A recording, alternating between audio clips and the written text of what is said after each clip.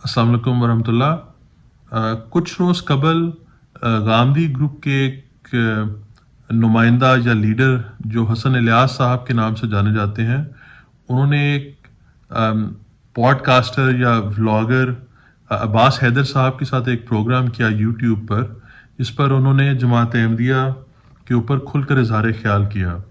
اور اس پروگرام میں انہوں نے میرے نزدیک کچھ فاش غلطیاں کیں جن کی میں اس وقت نشاندہی کروں گا۔ آئیے چل کے اس کا تجزیہ کرتے ہیں، اور حسن الیاس صاحب کی زبان میں ہی میں آپ کو، ان کی آواز میں ہی آپ کو سنواتا ہوں کہ انہوں نے کیا کہا، اور پھر میں آپ کو اس کا جواب پیش کروں گا۔ آئیے چل کے سنتے ہیں۔ غلبہ نافذ ہو جائے۔ اس میں جو تیسرا سانحہ ہوا وہ یہ کہ سامنے جو فریق کھڑا تھا احمدی کمیونٹی، ان لوگوں کے جو مذہبی نظریات تھے، چلے ان کو تو کہیں نہ کہیں ایڈجسٹ کیا جا سکتا تھا، ہمارے صوفیاء بھی کچھ اس سے ملتی جلتی باتیں کرتے ہیں، خود ان کے ہاں جس طریقے سے روایت وجود پذیر ہوئی تو اس میں تصوفی کی آمیزش ہے، وہی نظریات ہیں۔ پرابلم وہاں پر یہ ہوئی کہ اس قوت نے بھی علماء ہی کے طریقے پہ، جب بھی مذہبی طاقت، مذہبی جتھا منظم ہوگا تو وہ چاہے گا کہ اس کو ٹیریٹری حاصل ہو، وہ چاہے گا کہ اس کو قوت اور اقتدار حاصل ہو۔ یعنی کہ جماعت احمدیہ چاہتی ہے کہ اس کو قوت حاصل ہو، اس کو ٹیریٹری حاصل ہو، حسن الیاس صاحب کے مطابق۔ تو اس قوت نے بھی آگے بڑھ کر جس وقت تقسیم ہو رہی تھی، اس کی کوشش کی کہ ان کو بھی اس خطہ ارض میں ایک مملکت میسر آ جائے۔ چنانچہ آپ اگر مرزا بشیر الدین محمود کی وہ تقریریں پڑھیں اور سنیں کہ جس میں ان کی کوشش ہے کہ بلوچستان کو احمدی کمیونٹی کے لیے خاص کر لیا جائے، یہی وہ موقع تھا کہ جب مسلمان۔ اچھا، تو انہوں نے کہا کہ جماعت احمدیہ کے جو دوسرے خلیفہ تھے مرزا بشیر الدین محمود احمد، انہوں نے کوشش کی کہ بلوچستان پاکستان میں ایک احمدیہ، گویا ایک احمدیہ اسٹیٹ بن جائے۔ اس بات کے اندر سب سے پہلا سکم تو یہ ہے کہ جو بھی لوگ تھوڑا سا بھی جماعت احمدیہ کی مخالفت کو جانتے ہیں، وہ اچھی طرح جانتے ہیں کہ حضرت مرزا غلام احمد قادیانی علیہ السلام پر یا احمدیوں پر جو سب سے بڑا الزام لگایا گیا وہ یہ کہ یہ جہاد کے منکر ہیں، اور یہ انگریز کا لگایا ہوا خود کاشتہ پودا ہے۔ تو اگر، اور سب جانتے بھی ہیں کہ باقی سب جماعتوں نے یا اکثر جماعتوں نے اپنے جتھے بنائے، جہادی تنظیمیں بنائیں، اس کے لیے وہ فوج کے بھی اعلیٰ کار بنے، روس کے ساتھ جنگ میں امریکہ کے بھی اعلیٰ کار بن گئے،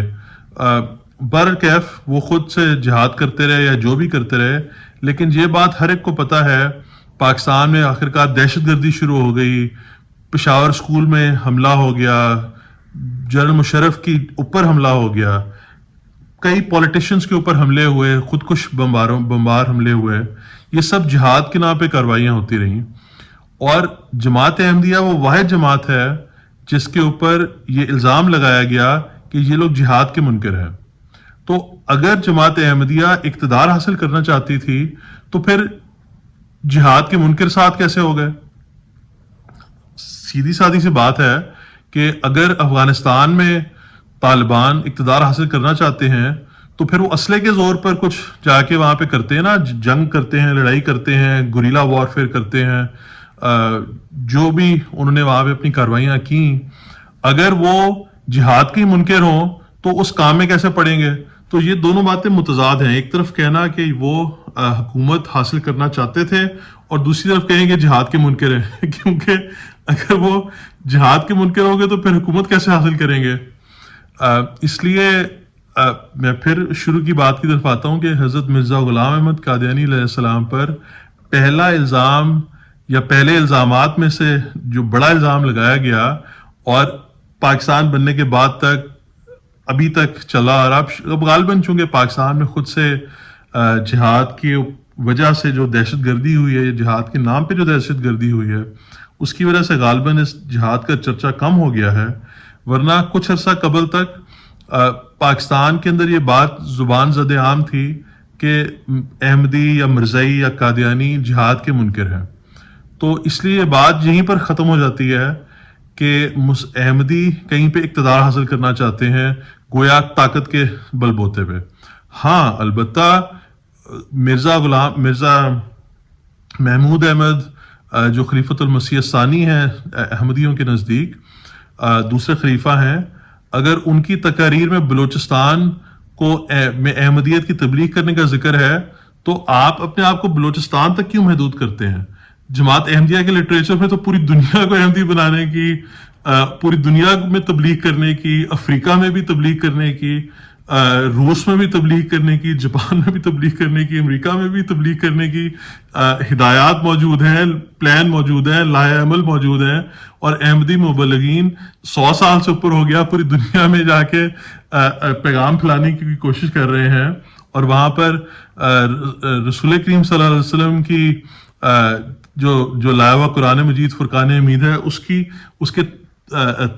تراجم کر کے ان ملکوں میں، ان قوموں میں پھیلا رہے ہیں. تو جماعت احمدیہ کا تو پلان پوری دنیا کو احمدی کرنے کا ہے، اس میں بلوچستان تو ایک بالکل نقطہ ہے یا چھوٹا سا خطہ ہے. ہاں البتہ اس احمدیت کو پھیلانے کا طریقہ کار کیا ہے، یہ اصل بات ہے جو سمجھنے والی ہے. کہ حضرت مرزا غلام احمد قادیانی علیہ السلام نے کہا کہ ہم لوگوں کے تبلیغ کے ذریعے سے لوگوں کے دل جیت کر، جس طرح سے شاید انٹرنیٹ پہ ایک مشہور کلپ ہے، آپ لوگوں نے شاید سنا ہوگا، جماعت کے تیسرے خلیفہ جب یورپ گئے غالباً 1970 میں یا 60 کی دہائی میں کسی دورے پر، تو وہاں پر کسی ٹی وی رپورٹر نے ان سے پوچھا کہ آپ یورپ میں کیا کریں گے، تو انہوں نے کہا کہ ہم یورپ فتح کرنے آئے ہیں، لوگوں کے دلوں کو فتح کر کے. تو جناب جو بھی سننے والے ہیں، حسن الیاس صاحب اور اس شو کو سننے والے، جماعت احمدیہ کا پلان تو پوری دنیا کو احمدی بنانے کا ہے، اس میں بلوچستان کی تو اس لحاظ سے کوئی حیثیت ہی نہیں ہے. ہاں البتہ یہ بات ضرور ہے کہ جو تبلیغ کرنے کا یا احمدیت پھیلانے کا طریقہ کار وہ کوئی جتھے بازی یا طاقت کا زور کر کے یا زبردستی یا فوج کے ساتھ مل کے یا حکومت کے ساتھ مل کے یا حکومت کو خود قابض کر کے اقتدار پہ آنے کا ایسی ہرگز کوئی بات نہیں ہے. اگر ایسی بات ہوتی تو جماعت احمدیہ پہ الزام نہ لگتا کہ یہ لوگ جہاد کے بنکر ہیں. یہ ہو گئی پہلی بات. اب چلتے ہیں دوسرے کلپ کے اوپر. یہ 8:50 منٹ 50 پہ تقریباً اس ویڈیو میں موجود ہے. منظر میں طاقت کے بل پر احمدی کمیونٹی کو پاکستان کی اسمبلی سے کافر قرار دیا گیا. ہم یہ سمجھتے ہیں کہ اسمبلی کا متفقہ فیصلہ ہو گیا. یہ ایسے نہیں تھا کہ ایک قرارداد پیش کی گئی اور اس کے بعد اسمبلی میں آزادانہ تبادلہ خیال ہوا اور پھر اس کا اسٹریٹ پاور کا اظہار کیا علماء نے، اور لاکھوں کی تعداد میں لوگ سڑکوں پہ نکلے. بھٹو صاحب جیسا سیکولر اور لبرل آدمی بھی اس کے سامنے گھٹنے ٹیکنے پہ تیار ہو گیا جس طریقے سے قومی اسمبلی کی پروسیڈرز ہوئی. اب وہ کہتے ہیں کہ جو 74 کا فیصلہ تھا وہ علماء کی تحریک تھی اور اسٹریٹ پاور کا اظہار کیا گیا. یہ بالکل حقائق کے برعکس بات ہے، کیونکہ پیپلز پارٹی کے فاؤنڈنگ ممبرز میں سے ایک جو مبشر حسن صاحب تھے، اور غالباً ابھی بھی وہ حیات ہیں، مبشر حسن صاحب کا ریکارڈ پر یہ بیان انٹرویو موجود ہے، یوٹیوب پر موجود ہے. اگر کوئی شخص سننا چاہے گا تو میں اس کا لنک، وہ مجھے میسیجز میں بھیجے، کامنٹ میں اس کا ذکر کرے، میں اس کو لنک بھیج دوں گا. مبشر حسن صاحب نے اس بات کا خود اقرار کیا ہوا ہے کہ وہ فیصلہ 74 کی اسمبلی کا فیصلہ پری پلانڈ تھا، پہلے سے منصوبہ بندی کر لی گئی تھی، اور اس کے پیچھے عالمی طاقتیں محرکات میں شامل تھیں. مبشر حسن صاحب نے اس ویڈیو میں جو کلپ موجود ہے ذکر کیا ہے، کھل کے ذکر کیا ہے. اس کا آپ جا کے انٹرنیٹ پہ خود دیکھ لیں، سن لیں. اور جب بھٹو کی اسمبلی کا، بھٹو کی حکومت کا تختہ الٹ دیا گیا، جنرل ضیاء نے اقتدار حاصل کر لیا، تو جو بھٹو حکومت کے خلاف وائٹ پیپر لکھا گیا، اس وائٹ پیپر میں بھی یہ الزام لگایا گیا اس جنرل ضیاء کی حکومت کی طرف سے کہ جو 7 ستمبر کی اسمبلی کا فیصلہ تھا، وہ فیصلہ تقریباً 27 سے 28 دن وہ جو ڈیلیبریشن چلی اس کمیٹی کی، جو پوری اسمبلی پر مبنی کمیٹی تھی، اس کی جو ہیئرنگز ہوئیں، ان ہیئرنگز کے بعد چند گھنٹے کی بحث کے بعد وہ فیصلہ آ گیا. حالانکہ عام طور پر جب کوئی ریزولوشن یا کوئی گزارشات زیر غور ہوتی ہیں تو وہ کئی دن، کئی ہفتے، کئی مہینے بھی شاید لے لیا کرتی ہیں. دنیا کی اسمبلیوں میں، ڈیموکریسی میں ایسا ہی ہوا کرتا ہے. لیکن اس اسمبلی نے چند گھنٹوں کے اندر وہ فیصلہ اس کام کو نپٹا دیا، اور جو لوگ ذاتی طور پر اس زمانے کے لوگوں کو جو اقتدار میں تھے جانتے ہیں یا انڈائریکٹلی جانتے ہیں کسی توسط سے، وہ اس بات کی گواہی دیں گے کہ بھٹو صاحب کا پریشر تھا اسمبلی کے ممبران پر، جس کی وجہ سے اس فیصلہ کو جس طرح کیا گیا اور اس جلد بازی میں کیا گیا۔ اور پھر یہ انٹرنیٹ پر ایک اور کلپ بھی موجود ہے، سندھی زبان کا غالباً وہ انٹرویو ہے، جو یایا بختیار صاحب جو اٹارنی جنرل تھے بھٹو صاحب کے اس حکومت کے، جنہوں نے ان پروسیڈنگز کو یا اس جرا کو لیڈ کیا، وہ خود اٹارنی جنرل صاحب کا بیان موجود ہے کہ وہ فیصلہ غلط تھا اور وہ فیصلہ نہیں ہونا چاہیے تھا۔ اس لیے یہ کہنا کہ علماء نے کیا، میری سمجھ سے باہر ہے کہ حسن الیاس صاحب نے کہاں سے بات نکال لی کہ وہ علماء کی کوئی اسٹریٹ پاور کا اظہار تھا۔ ایسا کچھ بھی نہیں تھا۔ پاکستان کے اندر علماء کی اگر اتنی پاور ہو تو ان کو بیلٹ باکس پہ عوام الیکٹ کر کے اسمبلیوں میں لے آئے۔ اس کے علاوہ علماء کی اتنی طاقت تو ہے کہ وہ جتھا بنا کر توڑ پھوڑ کریں اور جلسے جلوس نکالیں، لیکن علماء کی پاکستان میں اتنی پاور نہیں ہے کہ وہ پاکستان میں کوئی ایسی اسمبلی کے تھرو رد و بدل یا قانون میں تبدیلی کروا سکیں، کیونکہ پاکستان کے لوگوں نے 1970 کے الیکشن سے لے کر مذہبی قوتوں کو، کیونکہ اس زمانے میں جماعت اسلامی مولانا مودودی کی کھڑی ہوئی تھی اور بڑے زور و شور سے کھڑی ہوئی تھی، اور بہت سارے لوگوں کا خیال تھا بشمول مولانا مودودی کے خود کہ وہ اسمبلی جماعت اسلامی وہ الیکشن جیتے گی یا اس میں ایک واضح برتری حاصل لے کر سامنے آئے گی، اور وہ ان کا سارا پلان یا منصوبہ یا امیدیں دھری کی دھری رہ گئی، امیدوں میں پانی پھر گیا۔ تو پاکستان میں ملا کی پاور سٹریٹ پر بے شک ہے لیکن نہایت محدود ہے۔ اسمبلی میں جو ہوا 74 کی اسمبلی میں،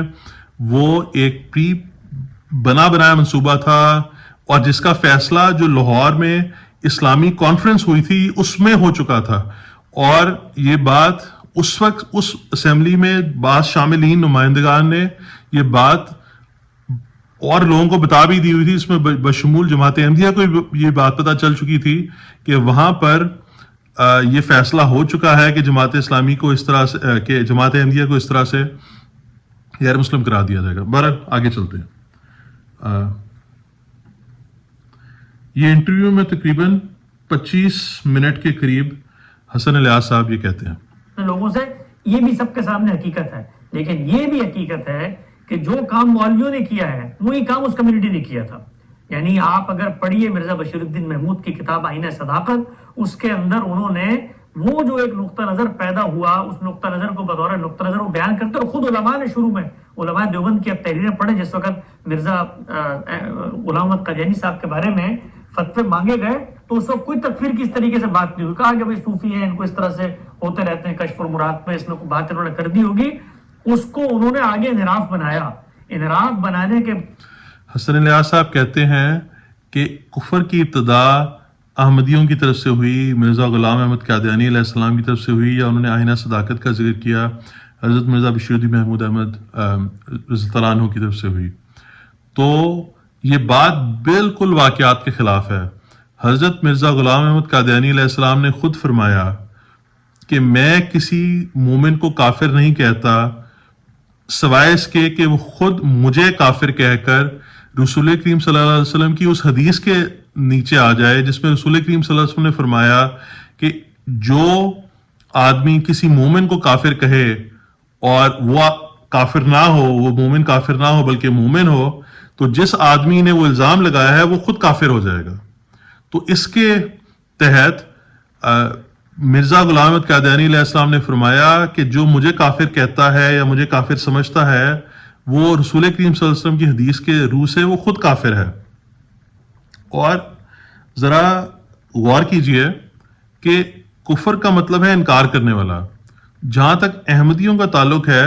تو احمدی اللہ کو مانتے ہیں،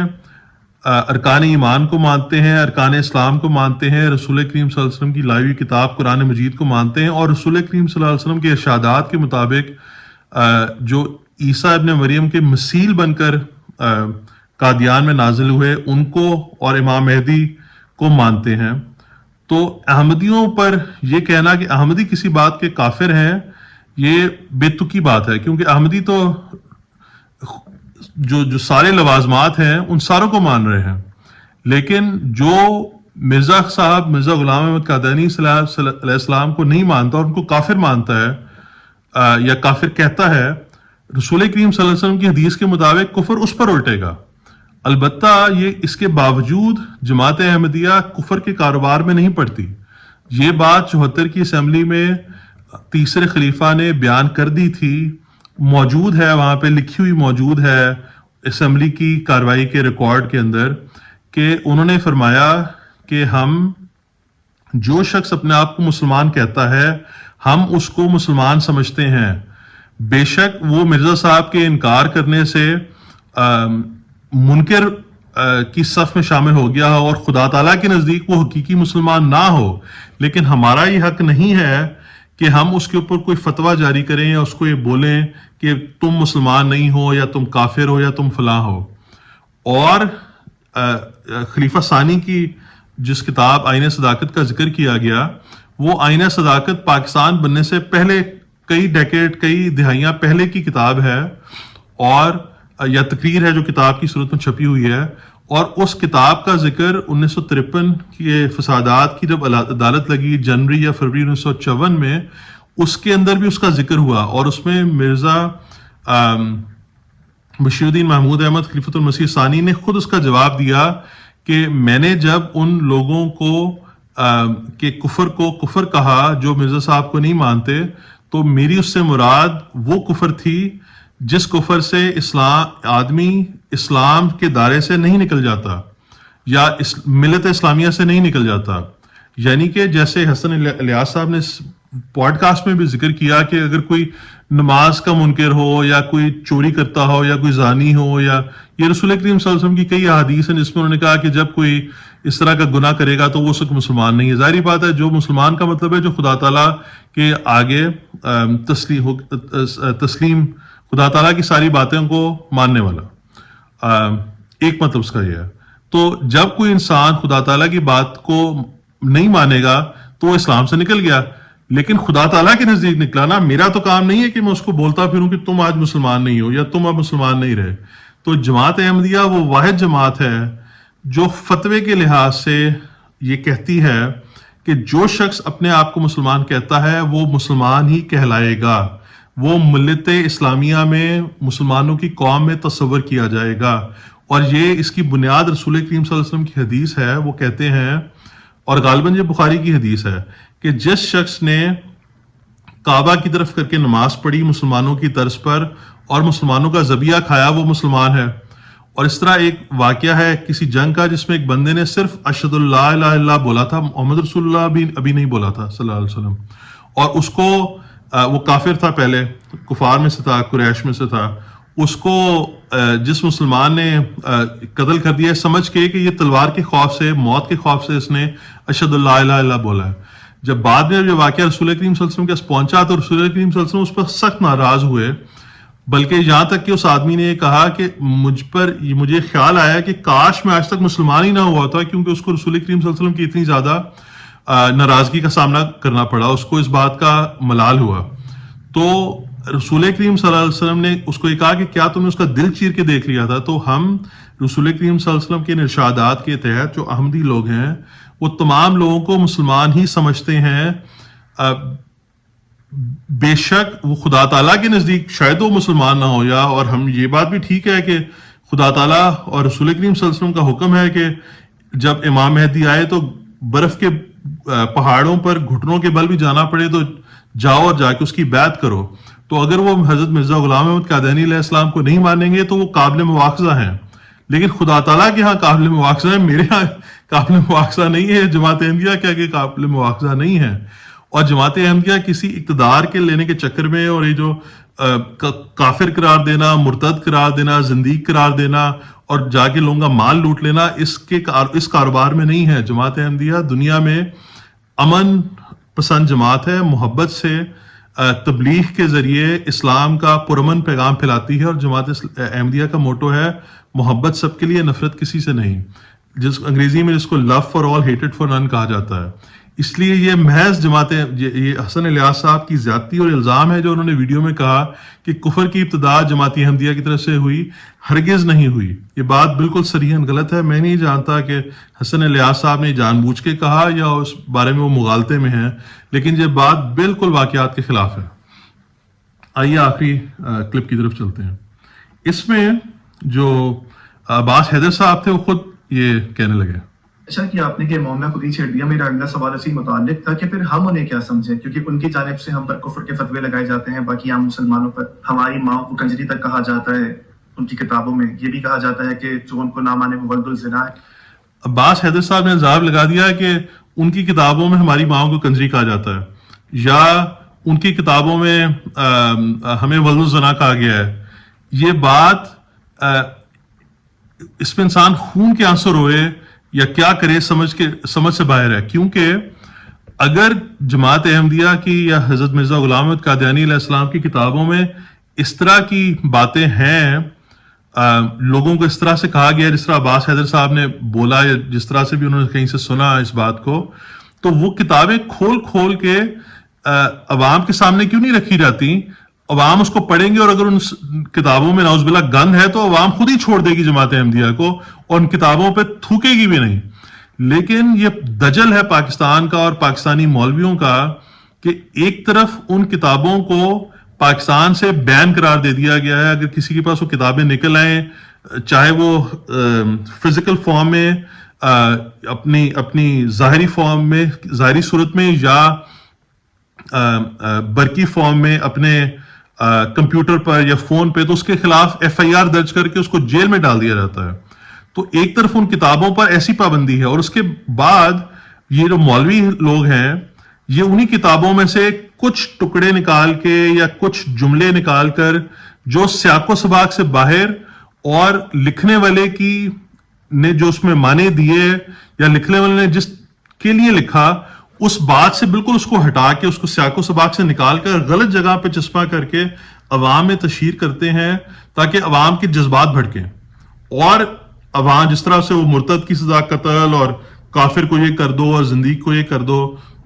سمجھنے والے سمجھتے ہیں، میں اس سے زیادہ آگے نہیں جاؤں گا، تاکہ لوگ پھر اور کم عمر کے لوگ پاکستان میں جائیں. اور اس طرح سے کئی واقعات ہوئے ہیں کہ کم عمر کے لوگ جائیں اور جا کے کسی احمدی کو اس بارے میں وہ قتل کر دیں کیونکہ وہ مشتعل ہوئے ہیں کہ جی کتابوں میں یہ لکھا ہے، کتابوں میں وہ لکھا ہے. اس بات پر انسان یہی کہہ سکتا ہے کہ لعنت اللہ علی الکاذبین. اور عباس حیدر صاحب سے میری درخواست ہے، آپ اچھے آدمی معلوم ہوتے ہیں، تو آئیے، آپ کو تحقیق کی دعوت ہے